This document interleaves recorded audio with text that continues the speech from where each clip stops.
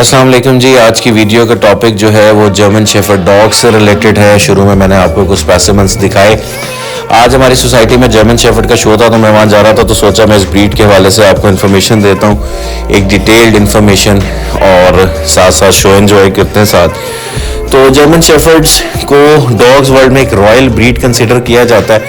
वैसे बेतहाशा और ब्रीड्स हैं डॉग्स की, कैनेक कोर्सो, डोगो, अर्जेंटिनो, पेट बॉल्स जो है, गोल्डन रिट्रीवर एक्सेट्रा एक्सेट्रा, लेकिन बहरहाल जो एक जर्मन शेफर्ड को मकाम हासिल है वो और दुनिया की किसी भी ब्रीड को जो है वो हासिल नहीं है। तो ये भी साथ शो एंजॉय करते हैं। मैं आपको बताता हूँ कि शो में चीज़ों को किस तरह जो है जज किया जाता है। सबसे पहले शुरू करते हैं हिस्ट्री से। अच्छा जी, ये मेरा इस वक्त जर्मन शेफर्ड है। मैं इस ब्रीड के हवाले से बहुत ऑथेंटिक इन्फॉर्मेशन आपको इसलिए दे सकता हूँ कि मैंने पहले भी ये ब्रीड रखी है। इस वक्त भी ये करंट पपी है, 4 महीना तकरीबन इसकी एज है। ये मेरे पास मौजूद है, इसका नाम माबा है। तो सबसे पहले ज़रा इस डॉग की हिस्ट्री के बारे में बात करते हैं। अच्छा जी, ये ब्रीड जो है वो ईयर 1899 में फाउंड की गई थी। इस ब्रीड का जो फाउंडर है उसका नाम जो है मैक्स फॉन स्टेफेनेट्स था, और जो है इस डॉग ब्रीड को पहले मुख्तलिफ नामों से जाना जाता था। जर्मन शेफर्ड भी कहते थे, अल्सेशियन भी, अल्सेशियन वुल्फ डॉगी, लेकिन इस वक्त करंटली दुनिया में इसे जर्मन शेफर्ड्स के नाम से जो है वो पहचाना जाता है। अच्छा जी, इस ब्रीड पर जो काम है वो सन 1890 में शुरू हुआ। 1891 में एक सोसाइटी बनाई गई जिसका नाम था फेलिंग्स सोसाइटी, जो कि 3 साल बाद टूट गई। उसमें 2 तरह के इख्तलाफात थे। उनमें से आधे मेंबर्स कहते थे कि कुत्तों को शक्ल सूरत भी अच्छी होनी चाहिए, जबकि आधे कहते थे कि कुत्तों की जो ब्रीडिंग है वो सिर्फ इस बेस पे होनी चाहिए कि वो काम किस तरह से कर सकते हैं। तो 3 साल बाद इख्तलाफात की वजह से वो सोसाइटी टूट गई। अच्छा जी, 3 साल बाद वो फेलिंग्स सोसाइटी तो टूट गई, लेकिन जो मैक्स फॉर्म इस ब्रीड का फाउंडर है वो उन लोगों में से था जो ये सोचता था कि कुत्ते दिखने में जैसे मर्जी हो, लेकिन उनकी काम करने की सलाहियत की बिना पे उन्हें ग्रेड करना चाहिए और ब्रीड करना चाहिए। तो वो इस पे काम करता रहा। 1899 में उसने एक डॉग शो जो है अटेंड किया, जिसमें उसने एक कुत्ता देखा जिसका नाम हेक्टर था। हेक्टर को देखने के बाद उसको ख्याल आया कि ये वो डॉग है जिसमें सारी वो खसूसियात हैं जो कि एक अच्छी ब्रीड है और अच्छी ब्रीड प्रोड्यूस कर सकता है। तो उसने वो कुत्ता फौरन देखते जो है वो खरीदा, और खरीदते ही उसका नाम जो है वो हॉर्न रख दिया। जो कुत्ता हेक्टर है, या जिसका नाम चेंज करके हॉर्न रख दिया गया था, वो कुत्ता है जिसको जर्मन शेफर्ड ब्रीड का बाप कंसीडर किया जाता है, या पहला रजिस्टर्ड जर्मन शेफर्ड जो है जिसे कंसीडर किया जाता है। अच्छा जी, अब आ जाते हैं शोज में कि जर्मन शेफर्ड का इस तरह शो हो रहा है।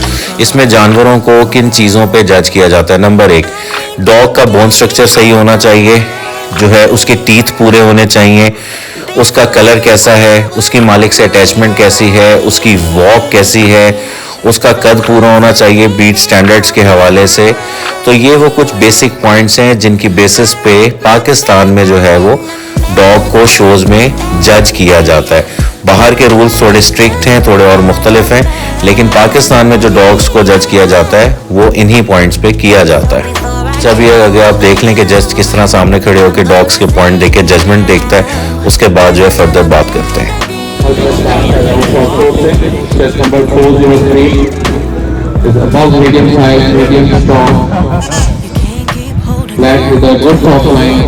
good length and layer food, good trunk, very good train manipulation, present very well, ground coverage बहुत अच्छी थी इसकी, माइंड बहुत ज़्यादा वीक है इसकी।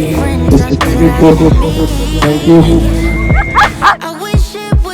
अच्छा, जैसे आपने अभी सुना कि वो एक डॉग के बारे में कह रहा था जो भी खुला है कि इसकी बैक लेग्स जो हैं, हाइंड लिम्स, पिछली टांगें वो बहुत वीक हैं। तो इसी तरह पॉइंट्स देख के जो डॉग जितने पॉइंट्स में पूरा होता है उसको फर्स्ट, सेकंड, थर्ड पोजीशन जो है वो दी जाती है, और शो में मैक्सिमम पोजीशन जो है वो थर्ड होती है, फर्स्ट, सेकंड और थर्ड। इसके आगे जो है वो पोजीशन जो है वो कंसिडर नहीं की जाती। अच्छा जी, आप ये देखें, जजमेंट देने से पहले इसी तरह जो है वो डॉग की हाइट मेजर की जाती है। जर्मन शेफर्ड जो मेल डॉग है उसकी मैक्सिमम हाइट 26 इंचेस और फीमेल की मैक्सिमम हाइट जो है वो 24 इंचेस है। अच्छा, जो मैंने आपको हाइट्स बताई हैं, अगर मेल या फीमेल अपनी अपनी कैटेगरी में उस हाइट से ज़्यादा हो तो उसे ओवर साइज कंसिडर करके शो से रिजेक्ट कर दिया जाता है। अच्छा, शो में मुख्तलिफ किस्म के रिंग्स होते हैं। सबसे पहले मेल पपीज़, छोटे बच्चे, फिर फीमेल्स, और जो है उसके बाद जो है यंग सिगर, फिर यंग सिगर फीमेल्स, और फिर ओपन क्लास होता है। सबसे जो इम्पोर्टेंट रिंग कंसिडर किया जाता है वो ओपन क्लास का होता है, जिसमें बड़ी एज के मेल पहले उनका रिंग होता है, फिर उनको जो है ओपन फीमेल्स का रिंग होता है। उस रिंग में जो डॉग फर्स्ट आता है उसकी बड़ी इंपॉर्टेंस होती है। जो सबसे इंपॉर्टेंट रिंग होता है जर्मन शेफर्ड्स का वो ओपन क्लास होती है, कि सबसे ज़्यादा जो इम्पोर्टेंस है रिंग की वो ओपन क्लास की है। जो कुत्ता उसमें जीतता है वो बहुत मशहूर होता है। फिर फीमेल क्लास का जो है ये ओपन रिंग हो रहा है। ये जो फीमेल जा रही है इस वक्त, ये इस पूरे शो की मेरी फेवरेट फीमेल थी, क्योंकि ये ओल्ड स्कूल जर्मन शेफर्ड्स वाली लुक दे रही थी। इसका ब्लैक फेस, इसकी ट्रॉट चाल जिसे कहते हैं ट्रॉट, बहुत ही खूबसूरत थी। इसका मास्क बहुत अच्छा था, ये मालिक के साथ अटैच बहुत ज़बरदस्त थी, और ये ऐसे खड़ी होती थी इस तरह देखें ना, फुल कॉन्फिडेंस के साथ, अटेंटिव। और यही जो है वो फीमेल ओपन में फर्स्ट आई थी। बहुत ही ज़्यादा खूबसूरत फीमेल थी ये, मेरी फेवरेट मोस्ट। जब ये रिंग में चली थी सबसे ज़्यादा यही पसंद आई थी, और इसे ही जो है वो सिगर का अवार्ड दिया गया था, यही फर्स्ट आई थी। अब एंड करते हैं ब्रीड के हवाले से। ब्रीड बहुत अच्छी है, घर में रखने के लिए बच्चों के साथ जो है ये बहुत फ्रेंडली होती है। इनका टेम्परामेंट बहुत अच्छा होता है, ट्रेन बहुत ईजिली हो जाते हैं, तो ये घर में रखना इन्हें आसान है। बस इनकी मेंटेनेंस थोड़ी हाई है, गर्मी इन्हें ज़्यादा लगती है, लेकिन जो शौकीन होते हैं वो सारी चीज़ें वो मैनेज कर लेते हैं। लेकिन ये बच्चों के साथ, फैमिली के साथ एडजस्ट होने के लिए बहुत अच्छी है। जैसा आप वीडियो में देख रहे हैं, ये ब्रीड बहुत जल्दी एडजस्ट करती है, अपनी फैमिली को पहचानती है, और एज अ गार्ड डॉग बहुत ही ये अच्छा डॉग है। जिस तरह आप देखें बहुत छोटा सा बच्चा है, एक बड़ा डॉग है, मेल डॉग है, अडल्ट है, लेकिन कितने आराम से खड़ा हुआ है। तो ये थी जी आज जर्मन शेफर्ड से रिलेटेड वीडियो। अपना ख्याल रखिएगा। अल्लाह हाफिज़।